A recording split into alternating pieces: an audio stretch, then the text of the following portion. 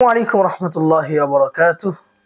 بسم الله والحمد لله والصلاة والسلام على رسول الله وبعد. قال رسول الله صلى الله عليه وسلم: ما من عبد قال لا إله إلا الله ثم مات على ذلك دخل الجنة أو كما قال عليه الصلاة والسلام.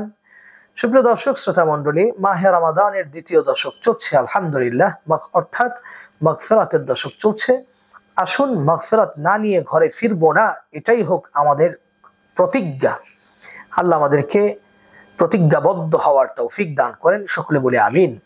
যে হাদিসটি আমি পাঠ করলাম সেখানে রাসূলুল্লাহ সাল্লাল্লাহু আলাইহি ওয়াসাল্লাম ইরশাদ করছেন, যে ব্যক্তি লা ইলাহা ইল্লাল্লাহ বলে এবং এটার উপরেই তার মৃত্যু হয় সে ব্যক্তি জান্নাতি।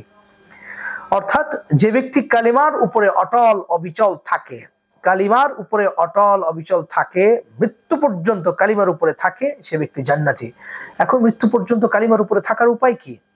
আমি কালিমা 20 বছর আগে বললাম, একবার কালিমা পড়লাম, কিন্তু কালিমার যে হক সেটি আদায় করলাম না। কালিমার হক কি? যথাসময়ে নামাজ আদায় করা। কালিমার হক কি? প্রতিনিয়ত কালিমার চর্চা করা। কালিমার হক কি? রোজা, নামাজ, হজ, যাকাত, আল্লাহর হুকুম বিধানগুলি সঠিকভাবে যথার্থভাবে আদায় করা। এটা না হলে তো কালিমার হক আদায় হলো না।